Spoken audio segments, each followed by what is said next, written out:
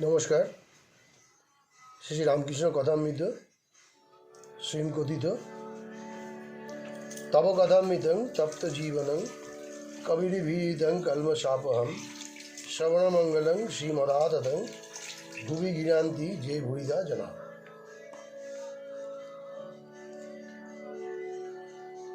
শ্রীযুক্ত সুরেন্দ্র বাগানে মহোৎসব, ভক্তসঙ্গে কীর্তনানন্দে সরলতা ও ঈশ্বর লাভ, ঈশ্বরের সেবা আর সংসারের সেবা, শ্রী রাধাকৃষ্ণ গোপীপ্রেম, ভবনাথ মহিমা প্রভৃতি ভক্তসঙ্গে হরিকথা প্রসঙ্গে, ব্রাহ্মভক্ত সঙ্গে বিলেতে কাঞ্চনের পূজা, জীবনের উদ্দেশ্য কর্ম না ঈশ্বর লাভ, ব্রাহ্ম সমাজ ও শ্রীরামকৃষ্ণ, প্রতাপকে শিক্ষা, ব্রাহ্ম সমাজ ও কামিনী কাঞ্চন।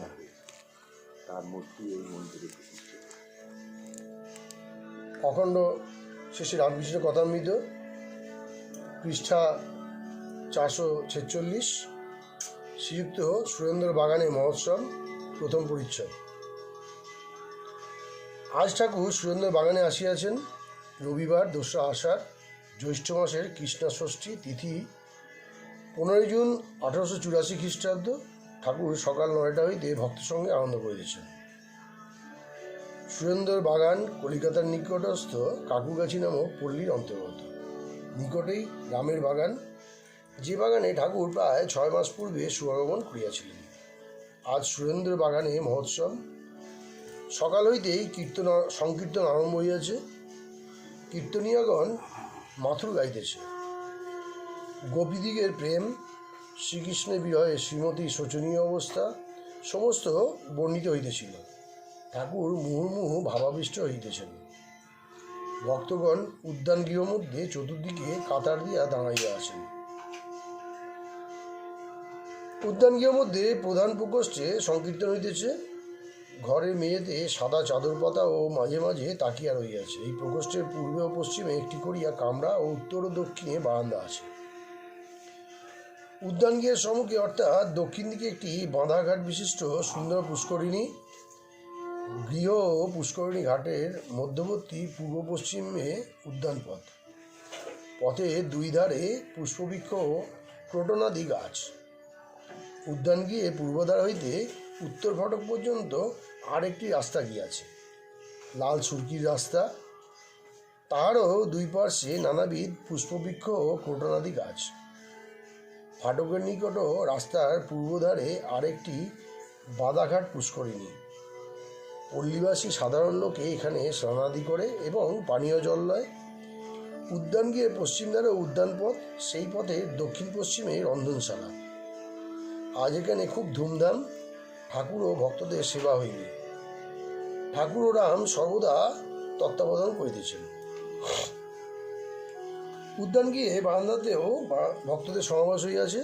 কেউ কেউ একাকী বা বন্ধু সঙ্গে প্রথমোক্ত পুষ্করিণীর ধারে বেড়াইতেছেন। কেউ কেউ বাঁধাঘাটে মাঝে মাঝে আসিয়া বিশ্রাম করিতেছেন। সংকীর্তন চলিতেছে। সংকীর্তন গৃহ মধ্যে ভক্তের জনতা হইয়াছে। ভবনাথ, নিরঞ্জন, রাখাল, সুরেন্দ্র, রাম মাস্টার, মহিমাচরণ ও মণিমল্লিক ইত্যাদি অনেকেই উপস্থিত। অনেকগুলি ব্রাহ্মভক্ত উপস্থিত। মাথুর গান হইতেছে। কীর্তনীয় প্রথমে গৌরচন্দ্রিকা গাইতেছেন। গৌরাঙ্গ সন্ন্যাস করিয়াছেন, কৃষ্ণপ্রেমে পাগল হইয়াছেন। তার অদর্শনে নবদ্বীপের ভক্তরা কাতর হইয়া কাঁদিতেছে। তাই কীর্তনীয় গাইতেছেন, গৌর একবার চল নদিয়ায়। তৎপরে শ্রীমতীর বিরহ অবস্থা বর্ণনা করিয়া আবার গাইতেছেন। ঠাকুর ভাবাবিষ্ট। হঠাৎ দণ্ডায়মান হইয়া তিনি করুণ স্বরে আকর দিতেছেন, সখী, হয় প্রাণবল্লভকে আমার কাছে নিয়ে আয়, নয় আমাকে সেখানে রেখে আয়। ঠাকুরের শ্রীরাধার ভাব হইয়াছে। কথাগুলো বলিতে বলিতেই নির্বাক হইলেন।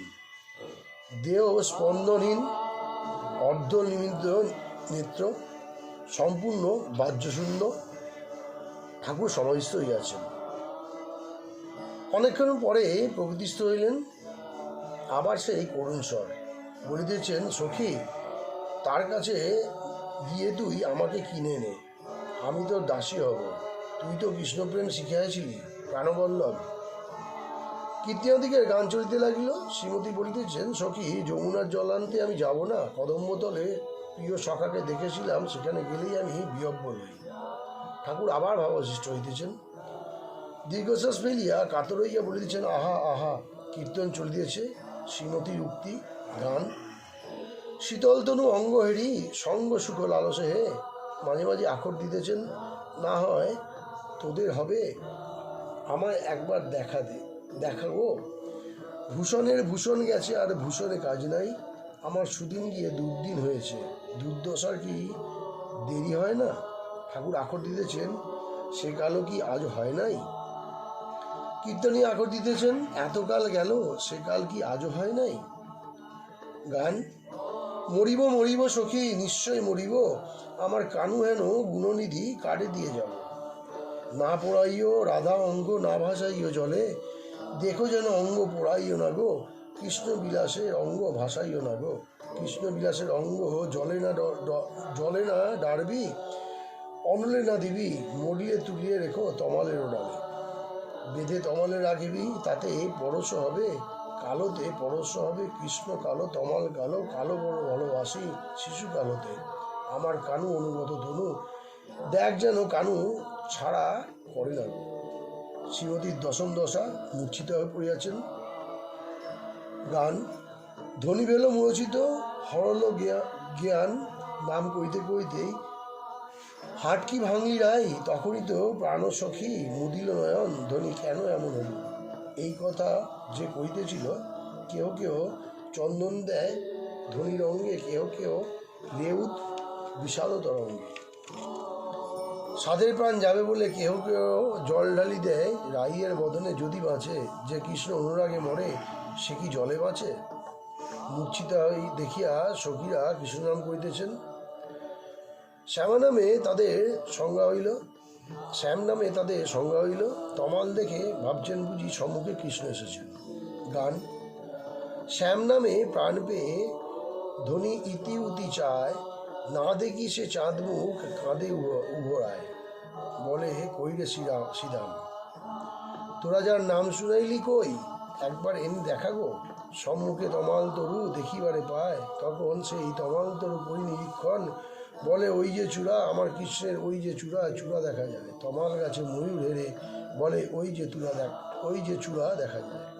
সখীরা যুক্তি করিয়া মথুরায় দূতি পাঠাইয়াছেন। তিনি একজন মথুরাবাসীর সহিত পরিচয় করিলেন। গান। এক রমণী সমবয়সিনী নিজ পরিচয় পুছে। শ্রীমতী সখী দূতি বলছেন, আমায় ডাকতে হবে না, সে এমনি আসবে। দূতি মথুরাবাসিনীর সঙ্গে যেখানে কৃষ্ণ আছেন সেইখানে যাইতেছেন। তৎপরে ব্যাকুল হয়ে কেঁদে কেঁদে ডাকছেন, কোথায় হরি হে গোপীজন জীবন, প্রাণবল্লভ রাধাবল্লভ, লজ্জা নিবারণ হরি, একবার দেখা দাও। আমি অনেক বরফ করে এনেছি, এদের বলেছি তুমি আপনি দেখা দিবে। গান। মধুপুর নাগরী হাসি কহত ফিরি, গোকুলে গোপ কুয়ারি, হায় গো কেমন করে বা যাবি গো, এমন কাঙালিনী বেশে, সপ্তম দ্বার পরে রাজা বৈঠত, তাহা কাহা যাওবি নারী, কেমন করে বা যাবি, তোর সাহস দেখে লাজে মরি, বল কেমন করে যাবি। হাহা নাগর গোপী জনজীবন, কাহা নাগর দেখা দিয়ে দাসীর প্রাণ রাখো। কোথায় গোপী জনজীবন প্রাণবল্লভ, হে মথুরানাথ, দেখা দিয়ে দাসীর মন প্রাণ রাখো হরি, হাহা রাধা বল্লভ। কোথায় আছো হে হৃদয়নাথ, হৃদয় বল্লভ, লজ্জা নিবারণ হরি, দেখা দিয়ে দাসীর মান রাখো হরি, হাহা নাগর গোপী জনজীবন ধন, দ্যুতি ডাকত ঘোড়ায়। কোথায় গোপী জনজীবন প্রাণবল্লভ। এই কথা শুনিয়া ঠাকুর সমাধিস্থ হইলেন। কীর্তনিয়া উচ্চ সংকীর্তন করিতেছেন। প্রভু আবার দণ্ডায়মান সমাধিস্থ। কতক সংজ্ঞা লাভ করিয়া অস্পষ্ট স্বরে বলিতেছেন, কীর্তন কীর্তন মানে কৃষ্ণ কৃষ্ণ ভাবে নিমগ্ন, নাম সম্পূর্ণ উচ্চারণ হইতেছে না। রাধাকৃষ্ণের মিলন হইল। কীর্তনীরা ওইভাবে গান গাইতেছেন। ঠাকুর আখর দিতেছেন, ধনী দাঁড়ালো রে, অঙ্গ হেলাইয়ে ধনী দাঁড়ালো রে, শ্যামের বামে ধনী দাঁড়াইল রে, তমাল বেরি বেরি ধ্বনি দাঁড়ালো রে। এইবার নাম সংকীর্তন তারা খোলকর্তার সহিত গাইতে লাগিল রাধে গোবিন্দ জয়। ভক্তরা সকলেই উন্মত্ত। ঠাকুর নৃত্য করিতেছেন, ভক্তরাও তাহাকে বেরিয়া আনন্দে নাচিতেছেন, মুখে রাধে গোবিন্দ জয়, রাধে গোবিন্দ জয়।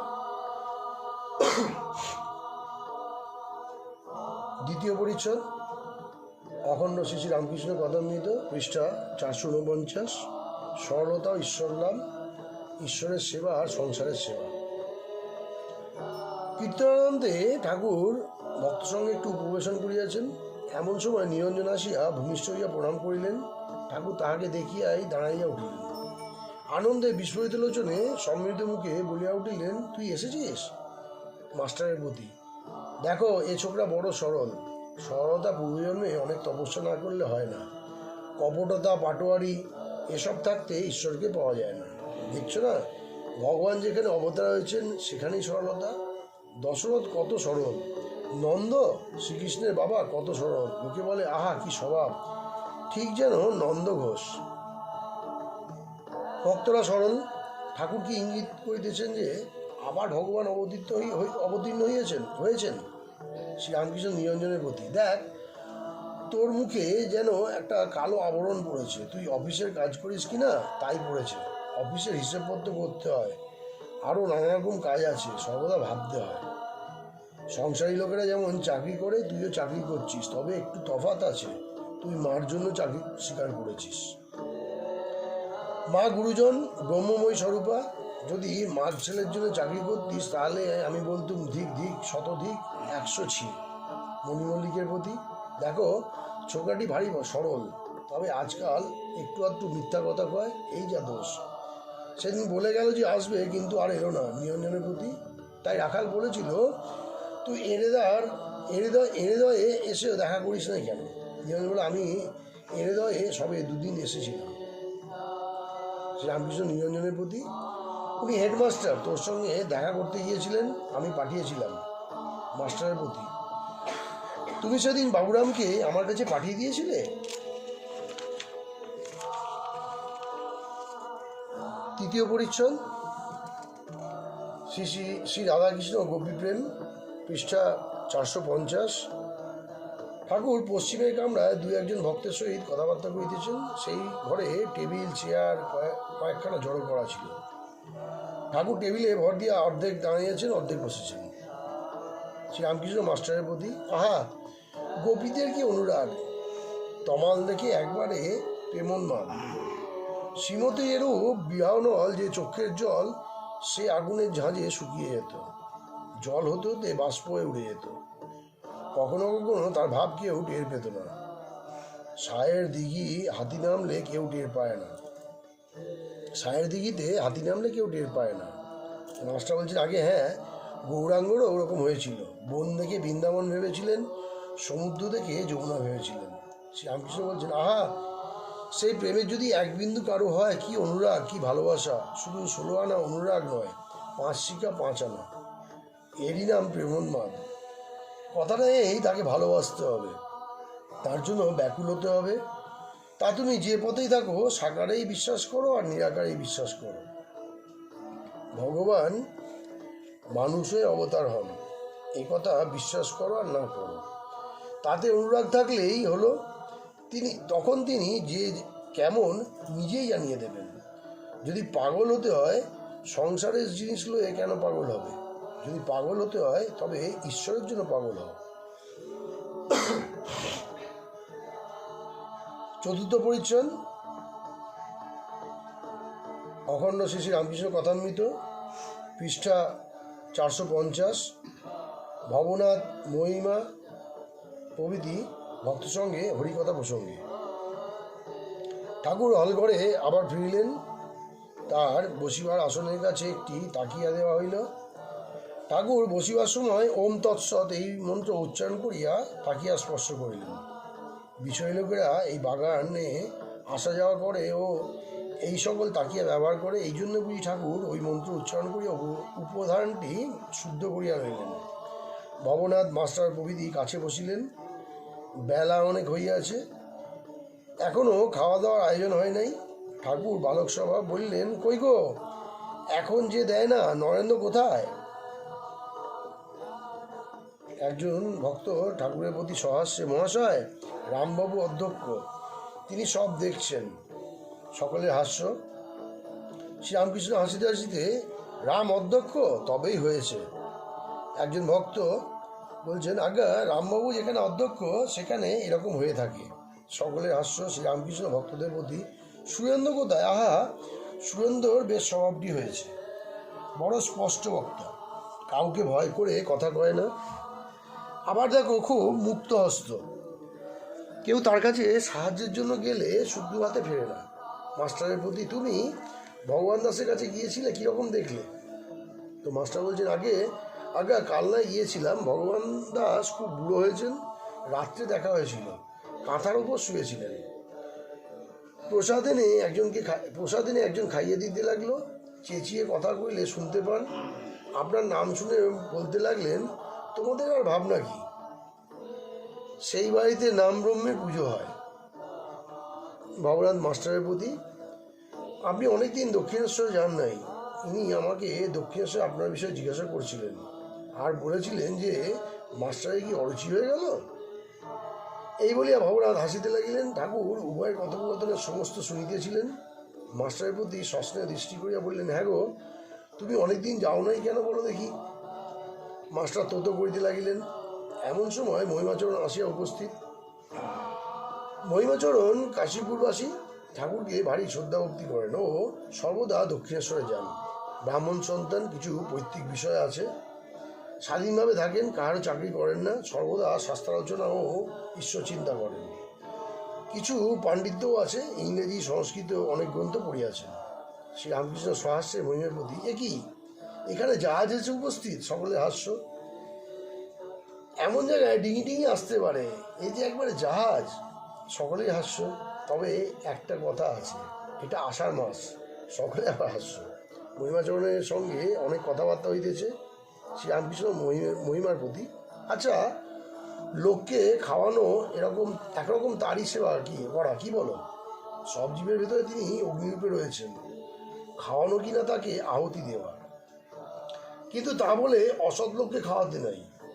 এমন লোক যারা ব্যভিচারী মহাপাতক করেছে, ঘোর বিষয়াসক্ত লোক, এরা যেখানে বসে খায় সে জায়গায় 7 হাত মাটি অপবিত্র হয়। হৃদয়ে শিওরে একবার লোক খাইয়েছিল, তাদের মধ্যে অনেকেই খারাপ লোক। আমি বললুম, দেখি দে, ওদের যদি তুই খাওয়াস তবে এই তোর বাড়ি থেকে চললুম। মহিমের প্রতি, আচ্ছা, আমি শুনেছি তুমি আগে লোকেদের খুব খাওয়াতে, এখন বুঝি খরচা বেড়ে গেছে? সকলে হাস্য শুরু করলেন। পঞ্চম পরিচ্ছদ, অখণ্ড শ্রী শ্রী রামকৃষ্ণ কথামৃত, পৃষ্ঠা 452, ব্রাহ্মভক্ত সঙ্গে।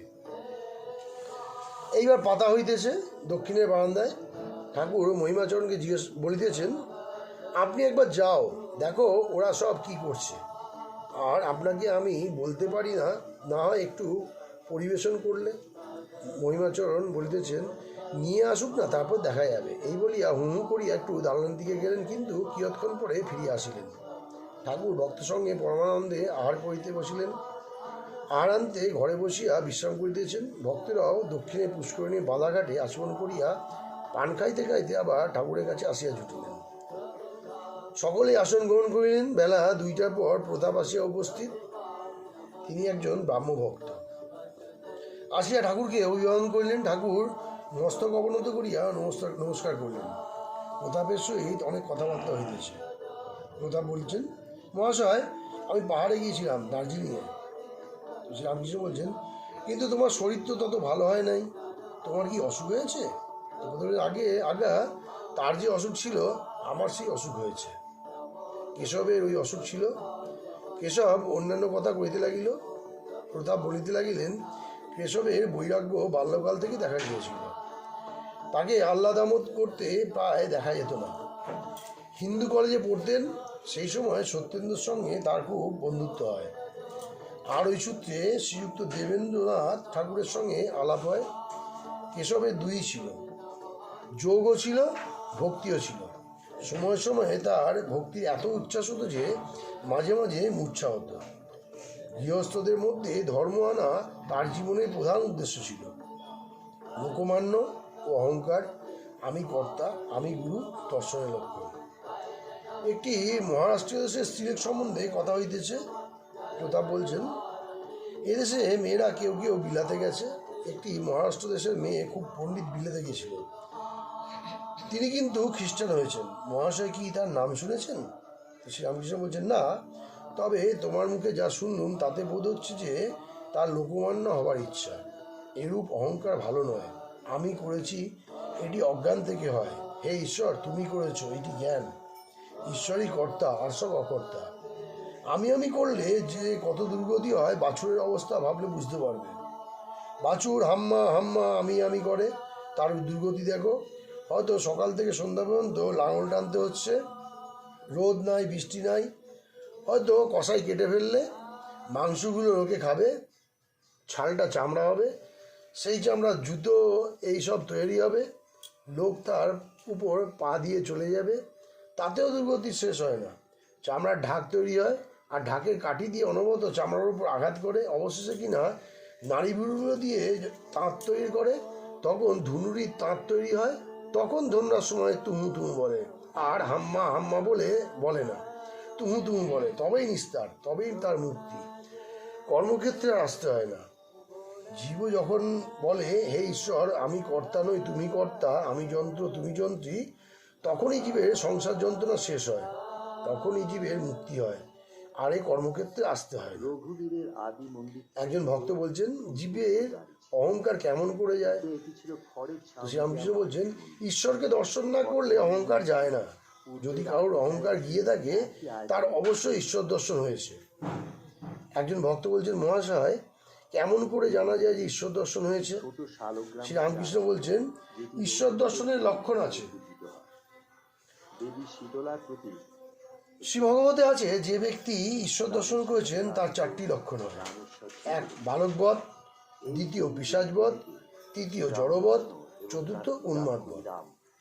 যার ঈশ্বর দর্শন হয়েছে তার বালকের স্বভাব, সে দ্বিগুণাতীত, কোনো গুণে আট নাই, আবার শুদ্ধি অশুদ্ধি তার কাছে 2 সমান, তাই পিশাচবধ। আবার পাগলের মতো কবু হাসে কবু কাঁদে, তাই বাবুর মতো সাজে গোজে, আবার খানিক পরে ন্যাংটা বগলের নিচে কাপড় রেখে বেড়াচ্ছে, তাই উন্মাদবধ। আবার কখনো বা জ্বরের ন্যায় চুপ করে বসে আছে, জড়বধ। তো একজন ভক্ত বলছেন, ঈশ্বর দর্শনের পর কি অহংকার একবারে যায়? শ্রীরামকৃষ্ণ বলছেন, কখন কখন তিনি অহংকার একবারে পুছে ফেলেন, যেমন সমাধি অবস্থায়।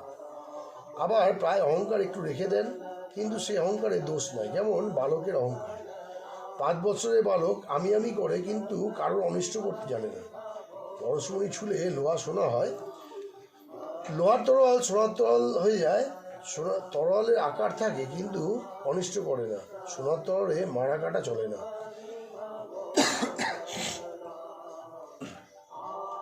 ষষ্ঠ পরিচ্ছদ, অখণ্ড শ্রী রামকৃষ্ণ কথামৃত, পৃষ্ঠা 453। বিলাতে কাঞ্চনের পূজা, জীবনের উদ্দেশ্য কর্ম না, ঈশ্বর লাভ। শ্রীরামকৃষ্ণ প্রতাপের প্রতি বলছেন, তুমি বিলাতে গিয়েছিলে, কি দেখলে সব বলো। প্রতাপ বলছেন, বিলাতের লোকেরা আপনি যাকে কাঞ্চন বলেন তারই পূজা করে। তবে অবশ্য কেউ কেউ ভালো লোক, অনাসক্ত লোক আছে, কিন্তু সাধারণত আগাগোড়া রজগুণের কাণ্ড। আমেরিকাতেও তাই দেখে এলাম। বিলাতেও কর্মযোগ, কলিযুগে কর্মযোগ না ভক্তিযোগ। শ্রী রামকৃষ্ণ প্রতাপকে বলছেন, বিষয়কর্মে আসক্তি শুধু বিলাতে আছে এমন নয়, সব জায়গায় আছে। তবে কি জানো, কর্মকাণ্ড হচ্ছে আদিকাণ্ড, সত্যগুণ, ভক্তি, বিবেক, বৈরাগ্য, দয়া, এসব না হলে ঈশ্বরকে পাওয়া যায় না। রজগুণে কাজে আরম্ভ হয়, তাই রজগুণ থেকে তমগুণ এসে পড়ে। বেশি কাজ জড়ালে ঈশ্বরকে ভুলিয়ে দেয়, আর কামিনী কাঞ্চনে আসক্তি বাড়ে। তবে কর্ম একবারে ত্যাগ করার জন্য নাই। তোমার প্রকৃতিতে তোমার কর্ম করাবে, তা তুমি ইচ্ছা করো আর নাই করো। তাই বলেছে অনাসক্ত হয়ে কর্ম করো। অনাসক্ত হয়ে কর্ম করা কিনা কর্মের ফল আকাঙ্ক্ষা করবে না। যেমন পূজা জপ তপ করছো, কিন্তু লোকমান্য হবার কিংবা পূজা করা পূর্ণ করার জন্য নয়। এরূপ অনাসক্ত হয়ে কর্ম করার নাম কর্মযোগ। ভারী কঠিন। একে কলিযুগ, সহজেই আসক্তি এসে যায়। মনে করছি অনাসক্ত হয়ে কাজ করছি, কিন্তু কোন দিক দিয়ে আসক্তি এসে যায় জানতে দেয় না। হয়তো পূজা মহোৎসব করলাম, কি অনেক গরিব কাঙালদের সেবা করলুম, মনে করলুম যে অনাসক্ত হয়ে করছি, কিন্তু কোন দিক থেকে লোকমান্য হওয়ার ইচ্ছা রয়েছে জানতে দেয় না। তবে একবারে অনাসক্ত হওয়া সম্ভব কেবল যার ঈশ্বর দর্শন হয়েছে। একজন ভক্ত বলছেন, যারা ঈশ্বরকে লাভ করেন নাই তাদের উপায় কি? তারা কি বিষয়কর্ম সব ছেড়ে দেবেন? তো শ্রী রামকৃষ্ণ বলছেন, কলিতে ভক্তিযোগ, নারদীয় ভক্তি, ঈশ্বরের নাম গুণগান ও ব্যাকুলে প্রার্থনা করা, হে ঈশ্বর আমায় জ্ঞান দাও, ভক্তি দাও, আমায় দেখা দাও। কর্মযোগ বড় কঠিন, তাই প্রার্থনা করতে হয়, হে ঈশ্বর আমার কর্ম কমিয়ে দাও, আর যেটুকু কর্ম রেখেছো সেটুকু যেন তোমার কৃপায় অনাসক্ত হয়ে করতে পারি, আর যেন বেশি কর্ম জড়াতে না ইচ্ছা হয়। কর্ম ছাড়বার জো নাই, আমি চিন্তা করেছি, আমি ধ্যান করছি, এও কর্ম। ভক্তি লাভ করলে বিষয়কর্ম আপনা আপনি কমে যায়, আর ভালো লাগে না। ওলা মিছরি পানা খেলে চিটিগুড়ের পানা আর কি খেতে চায়। একজন ভক্ত বলছেন, বিলাতের লোকেরা কেবল কর্ম কর্ম করে, কর্ম করো কর্ম করো করে, কর্ম তবে জীবনের উদ্দেশ্য নয়। শ্রীরামকৃষ্ণ বলছেন, জীবনের উদ্দেশ্য ঈশ্বর লাভ। কর্ম তো আদিকাণ্ড, জীবনের উদ্দেশ্য হতে পারে না। তবে নিষ্কাম কর্ম একটি উপায়, উদ্দেশ্য নয়।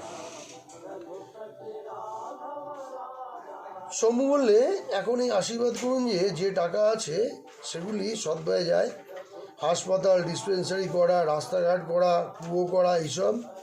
আমি বললাম, এসব কর্ম অনাসক্ত হয়ে করতে পারলে ভালো, কিন্তু তা বড় কঠিন। আর যাই হোক, এটি যেন মনে থাকে যে তোমার মানব জন্মের উদ্দেশ্য ঈশ্বর লাভ, হাসপাতাল ডিসপেন্সারি করা নয়। মনে করো ঈশ্বর তোমার সামনে এলেন, এসে বললেন তুমি বর লও, তাহলে তুমি কি বলবে? আমায় কতগুলো হাসপাতাল ডিসপেন্সারি করে দাও? না, বলবে ভগবান তোমার পাদপদ্মে যেন শুদ্ধা ভক্তি হয়, আর এই যেন তোমাকে আমি সর্বদা দেখতে পাই। হাসপাতাল ডিসপেন্সারি এসব অনিত্য বস্তু, ঈশ্বরই বস্তু, আর সব অবস্তু। তাকে না বলে আমার বোধ হয় তিনি আমার কর্তা, আমরা অকর্তা। তবে কেন তাকে ছেড়ে নানা কাজে বাড়িয়ে মরি?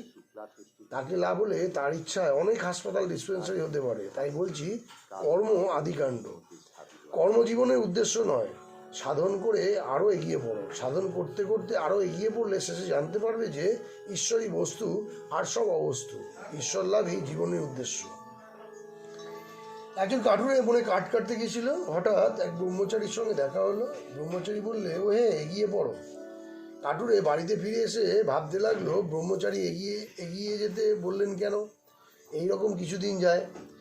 একদিন সে বসে আছে, এমন সময় এই ব্রহ্মচারীর কথাগুলি মনে পড়ল। তখন সে মনে পড়লে, আজ আমি আরও এগিয়ে যাব। বনে এগিয়ে গিয়ে আরও এগিয়ে দেখে যে অসংখ্য চন্দনের গাছ। তখন আনন্দে গাড়ি গাড়ি চন্দনের কাঠ নিয়ে এলো, আর বাজারে বেচে খুব বড় মানুষ হয়ে গেল। এইরকম কিছুদিন যায়। আরেকদিন মনে পড়লো ব্রহ্মচারীর কথা বলেছেন এগিয়ে পড়ো। তখন আবার বনে এগিয়ে গিয়ে দেখে নদীর ধারে রূপার খনি। এ কথা সে স্বপ্নে ভাবে নাই। তখন খনি থেকে কেবল রূপা নিয়ে গিয়ে বিক্রি করতে লাগলো। এত টাকা হলো যে আন্ডিল হয়ে গেল। আবার কিছুদিন যায়। একদিন বসে ভাবছে, ব্রহ্মচারী তো আমাকে রূপর খনি পর্যন্ত যেতে বলেন নাই, তিনি যে এগিয়ে যেতে বলেছেন।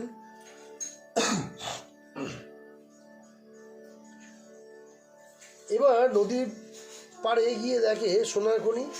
তখন সে ভাবলে, ওহো, তাই ব্রহ্মচারী বলেছেন এগিয়ে পড়ো। আবার কিছুদিন পর এগিয়ে দেখে হিরে মানিক রাশিকৃত পড়ে আছে। তখন তার কুবেরের মধ্যে ঐশ্বর্য হলো। তাই বলছি, যে যা কিছু করো না কেন, এগিয়ে গেলে আরও ভালো জিনিস পাবে। একটু জব করে উদ্দীপন হয়েছে বলে মনে করো না যা হবার তা হয়ে গেছে। কর্ম কিন্তু জীবনের উদ্দেশ্য নয়। আরও এগোও, নিষ্কাম কর্ম করতে পারবে। তবে নিষ্কাম কর্ম বড় কঠিন। তাই ভক্তি করে ব্যাকুল হয়ে তাকে প্রার্থনা করো। হে ঈশ্বর তোমার পাদপদ্মে ভক্তি দাও, আর কর্ম কমিয়ে দাও, আর যেটুকু রাখবে সেটুকু কর্ম যেন নিষ্কাম হয়ে করতে পারি। আরও এগিয়ে গেলে ঈশ্বরকে লাভ করবে, তাকে দর্শন হবে, ক্রমে তার সঙ্গে আলাপ কথাবার্তা হবে। কেশবের সংলাপের পর মন্দিরে বেদি লইয়া যে বিবাদ হয়, এইবার তাহার কথা পড়িল। শ্রীরামকৃষ্ণ প্রতাপের প্রতি বলছেন, শুনেছি তোমার সঙ্গে বেদি নিয়ে নাকি ঝগড়া হয়েছে। যারা ঝগড়া করেছে তারা তো সব হরে, পেলা, পঞ্চা। সকলে হাস্য ভক্তদের প্রতি। দেখো প্রতাপ অমৃত, এসব শাঁখ বাজে, আর যা সব শুনো তাদের কোনো আওয়াজ নাই। সকলে হাস্য। প্রতাপ মহাশয়, বাজে যদি বলেন তো আবেরও কাশিও বাজে, আবের কাশিও বাজে। সপ্তম পরিচ্ছদ, অখণ্ড শ্রী শ্রী রামকৃষ্ণ কথামৃত, পৃষ্ঠা 456, ব্রাহ্ম সমাজ ও শ্রীরামকৃষ্ণ প্রতাপকে শিক্ষা। শ্রীরামকৃষ্ণ প্রতাপের প্রতি, দেখো তোমাদের ব্রাহ্ম সমাজের লেকচার শুনলে লোকটার ভাব বেশ বোঝা যায়। একজন হরিসভায় আমায় নিয়ে গিয়েছিল, আচার্য হয়েছিলেন একজন পণ্ডিত, তার নাম সামাধ্যায়ী। বলে কি ঈশ্বর নিরস, আমাদের প্রেম ভক্তি দিয়ে তাকে সরস করে নিতে হবে। এই কথা শুনে অবাক। তখন একটা গল্প মনে পড়ল। একটি ছেলে বলেছিল, আমার মামার বাড়িতে অনেক ঘোড়া আছে, এক গোয়াল ঘোড়া। এখন গোয়ালে যদি হয় তাহলে তো কখনো ঘোড়া থাকতে পারে না, গরু থাকাই স্বাভাবিক। এরূপ অসম্বন্ধ কথা শুনলে লোকে কি ভাবে? এইভাবে যে ঘোড়া টোড়া কিছু নাই। সকলেই হাস্য। একজন ভক্ত বলছেন, ঘোড়া তো নাই, গরুও নাই। সকলেই হাস্য করে উঠলেন। শ্রীরামকৃষ্ণ বলছেন, দেখো দেখিনি, যিনি রসস্বরূপ তাকে কিনা বলছে নিরস। এতে এই বোঝা যায় যে ঈশ্বর যে কি জিনিস কখনো অনুভব করে নাই। আমি কর্তা, আমার ঘর অজ্ঞান, জীবনের উদ্দেশ্য ডুব দাও।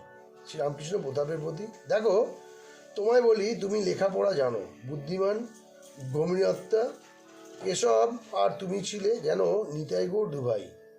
লেকচার দেওয়া, তর্ক, ঝগড়া, বাদ বিসম্বাদ, এসব অনেক তো হলো।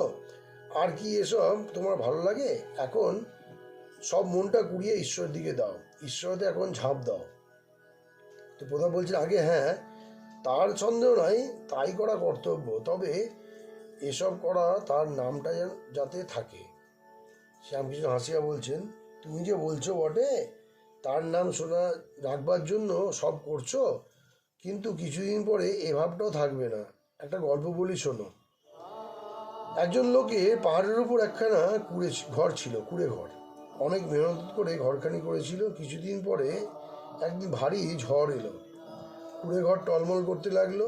তখন ঘর রক্ষার জন্য সে চিন্তিত হলো। বললে, হে পবনদেব, দেখো ঘরটি ভেঙো না বাবা। পবনদেব কিন্তু শুনছেন না, ঘর মরমর করতে লাগলো। তখন লোকটা একটা ফিকির ঠাউরালে। তার মনে পড়লো যে হনুমান পবনের ছেলে। যাই মনে পড়া অমনি ব্যস্ত হয়ে বললো, বাবা ঘর ভেঙো না, হনুমানের ঘর, দোহাই তোমার। তবু ঘর মরমর করে। কে বা তার কথা শোনে? অনেকবার হনুমানের ঘর করায় পর দেখলে যে কিছুই হলো না। তখন সে বলতে লাগলো, বাবা লক্ষণের ঘর, তাতেও হলো না। তখন বললে, বাবা রামের ঘর, দেখো বাবা ভেঙো না, দোহাই তোমার, তাতেও কিছু হলো না। ঘর মরমর করে ভাঙতে আরম্ভ হলো। তখন প্রাণ বাঁচাতে হবে। লোকটা ঘর থেকে বেরিয়ে আসবার সময় বলছে, যা শালার ঘর। তো প্রতাপের প্রতি, কেশবের নাম তোমায় রক্ষা করতে হবে না। যা কিছু হয়েছে জানবে ঈশ্বরের ইচ্ছায়, তার ইচ্ছাতে হলো, আবার তার ইচ্ছাতেই যাচ্ছে। তুমি কি করবে? তোমার এখন কর্তব্য যে ঈশ্বরতে সব মন দাও, তার প্রেমের সাগরে ঝাঁপ দাও। এই কথা বলিয়া ঠাকুর সেই অতুলনীয় কণ্ঠে মধুর গান করিতে লাগিলেন। ডুব ডুব ডুব ডুব সাগরে আমার মন, তলাতল পাতাল খুঁজলে পাবি রে যে প্রেম রত্নধন। প্রতাপের প্রতি, গান শুনলে? লেকচার, ঝগড়া এসব তো অনেক হলো, এখন ডুব দাও। আর এই সমুদ্রে ডুব দিলে মরবার ভয় নাই। এই যে অমৃতের সাগর, মনে করো না যে এতে মানুষ বেহেড হয়, মনে করো না যে বেশি ঈশ্বর করলে মানুষ পাগল হয়ে যায়। আমি নরেন্দ্রকে বলেছিলাম। তো প্রতাপ বলছে, মহাশয় নরেন্দ্র কে? তো শ্রীরামকৃষ্ণ বলছেন, ও আছে একটি ছোকরা। আমি নরেন্দ্রকে বলেছিলাম, দেখো ঈশ্বর রসের সাগর, তোর ইচ্ছা হয় কি না যে এই রসের সাগরে ডুব দিই? আচ্ছা, মনে করো এক খুলি রস আছে, তুই মাছি হয়েছিস, তা কোনখানে বসে রস খাবি? নরেন্দ্র বললে, আমি খুলির কিনারায় বসে মুখ বাড়িয়ে খাবো। আমি জিজ্ঞাসা করলুম, কেন কিনারায় বসবি কেন? সে বললে, বেশি দূর গেলে ডুবে যাবো আর প্রাণ হারাবো। তখন আমি বললাম, বাবা, সচ্চিদানন্দ সাগরে সে ভয় নাই, এই যে অমৃত সাগর, ওই সাগরে ডুব দিলে মৃত্যু হয় না, মানুষ অমর হয়। ঈশ্বরেতে পাগল হলে মানুষ বেড হয় না। ভক্তদের প্রতি আমি আর আমার এইটি অজ্ঞান। রাসমণি কালীবাড়ি করেছেন, এই কথা লোকে বলে, কিন্তু কেউ বলে না ঈশ্বর করেছেন। ব্রাহ্ম সমাজ অমুক লোক করে গেছেন, এ কথা আর কেউ বলে না যে ঈশ্বরের ইচ্ছা এটি হয়েছে। আমি করছি, এর নাম অজ্ঞান। হে ঈশ্বর, তুমি কর্তা আর আমি অকর্তা। তুমি যন্ত্র, তুমি যন্ত্রী, আমি যন্ত্র, এটির নাম জ্ঞান। হে ঈশ্বর, আমার কিছুই নয়, এ মন্দির আমার নয়, এ কালীবাড়ি আমার নয়, এ সমাজ আমার নয়, এসব জিনিস তোমার। এ স্ত্রী, পুত্র, পরিবার, এসব কিছু আমার নয়, সব তোমার জিনিস, এর নাম জ্ঞান। আমার জিনিস বলে সেই সকল জিনিসকে ভালোবাসার নাম মায়া, সবাইকে ভালোবাসার নাম দয়া। শুধু ব্রাহ্ম সমাজের লোকগুলিকে ভালোবাসি কি শুধু পরিবারকে ভালোবাসি, এর নাম মায়া। শুধু দেশের লোককে ভালোবাসি, এর নাম মায়া। সব দেশের লোককে ভালোবাসা, সব ধর্মের লোকেদের ভালোবাসা, এটি দয়া থেকে হয়, ভক্তি থেকে হয়। মায়াতে মানুষ বদ্ধ হয়ে যায়, ভগবান থেকে বিমুখ হয়, দয়া থেকে ঈশ্বর লাভ হয়। সুখদেব, নারদ, এরা দয়া রেখেছিলেন। অষ্টম পরিচ্ছদ, পৃষ্ঠা 458। প্রতাপকে শিক্ষা, ব্রাহ্ম সমাজ ও কামিনী কাঞ্চন। তো প্রতাপ বলছেন, যারা মহাশয়ের কাছে আসেন তাদের ক্রমে ক্রমে উন্নতি হচ্ছে তো? শ্রীরামকৃষ্ণ বলছেন, আমি বলি যে সংসার করতে দোষ কি, তবে সংসারে দাসীর মতো থাকো, গৃহস্থের সাধন। দাসী মনিবের বাড়ির কথা বলে আমাদের বাড়ি, কিন্তু তার নিজের বাড়ি হয়তো কোনো পাড়াগে মনিবের বাড়িকে দেখিয়ে মুখে বলে আমাদের বাড়ি, মনে জানে যে ও বাড়ি আমাদের নয়। আমাদের বাড়ি সেই পাড়াগে। আবার মনিবের ছেলেকে মানুষ করে আর বলে, হরি আমার বড় দুষ্টু হয়েছে, আমার হরি মিষ্টি খেতে ভালোবাসে না। আমার হরি মুখে বললে বটে, কিন্তু জানে যে হরি আমার নয়, মনিবের ছেলে। তাই যারা আসে তাদের আমি বলি, সংসার করো না কেন, তাতে দোষ নাই, তবে ঈশ্বরেতে মন রেখে করো, যেন যে বাড়ি ঘর পরিবার আমার নয়, এসব ঈশ্বরের। আমার ঘর ঈশ্বরের কাছে। আর বলি যে তার পাদপদ্মে ভক্তির জন্য ব্যাকুলে সর্বদা প্রার্থনা করবে। বিলাতের কথা আবার পড়িল। একজন ভক্ত বললেন, আজকাল বিলাতের পণ্ডিতরা নাকি ঈশ্বর আছেন এ কথা মানেন না। প্রতাপ বলছেন, মুখে যা কিছু বলুন, আন্তরিক তারা যে নাস্তিক, তা আমার বোধ হয় না। এই জগতের ব্যাপারে পেছনে এক মহাশক্তি আছে, এ কথা অনেকেই মানতে হয়েছে। শ্রীরামকৃষ্ণ বলছেন, তাহলেই হলো, শক্তি তো মানছে, নাস্তিক কেন হবে? প্রতাপ বলছেন, তাছাড়া ইউরোপীয় পণ্ডিতেরা নর্মাল গভর্নমেন্ট, সৎকার্যে পুরস্কার আর পাপের শাস্তি এই জগতে হয়, এ কথা মানেন। অনেক কথাবার্তার পর প্রতাপ বিদায় লইতে আত্মদান করিলেন। শ্রীরামকৃষ্ণ প্রতাপের প্রতি, আর কি বলবো তোমায়, তবে এই বলা যে আর ঝগড়া বিবাদের ভিতর থেকো না। আর এক কথা, কামিনী কাঞ্চনই ঈশ্বর থেকে মানুষকে বিমুখ করে, সেদিকে যেতে দেয় না। এই দেখো না, সকলেই নিজের পরিবারকে সুখ্যাত করে, সকলের হাস্য, তা ভালো হোক আর মন্দই হোক। যদি জিজ্ঞাসা করো তোমার পরিবারটি কেমন গো, অমনি বলে, আগে খুব ভালো। তো প্রতাপ বলছে, তবে আমি আসি। প্রতাপ চলিয়া গেলেন। ঠাকুরের অমৃতময়ী কথা, কামিনী কাঞ্চন ত্যাগের কথা সমাপ্ত হইল না। সুরেন্দ্র বাগানে বৃক্ষস্থিত পত্রগুলি দক্ষিণাভাবে সংঘাতে দুলিতেছিল ও মর্মর শব্দ করিতেছিল। কথাগুলি সেই শব্দের সঙ্গে মিলাইয়া গেল। একবার মাত্র ভক্তদের হৃদয়ে আঘাত করিয়া অবশেষে অনন্ত আকাশে লয়প্রাপ্ত হইল। কিন্তু প্রতাপের হৃদয়ে কি একথা প্রতিধ্বনিত হয় নাই?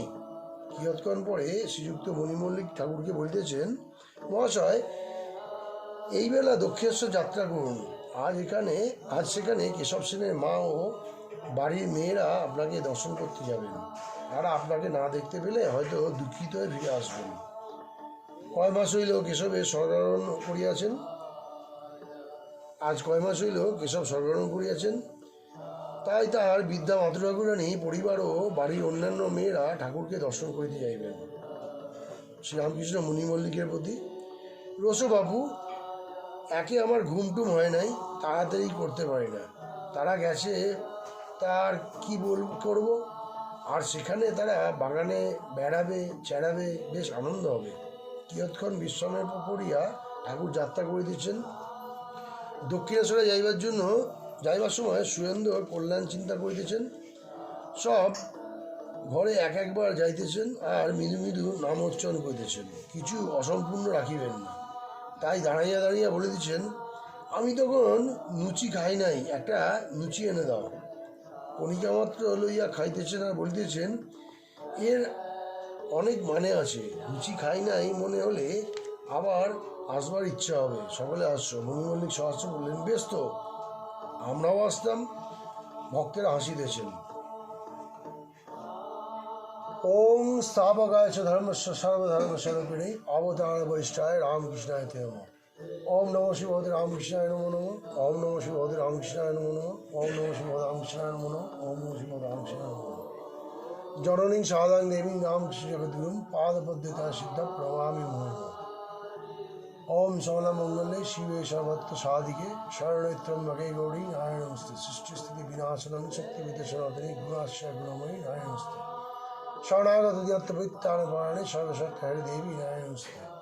জয় নারায়ণমস্তে, জয় নারায়ণমস্তে, জয় নারায়ণমস্তে, জয় নারায়ণমস্তে, জয় ভবতারিণস্তে, জয় ভবতারিণস্তে, জগতারিণস্তে, জগতারিণস্তে।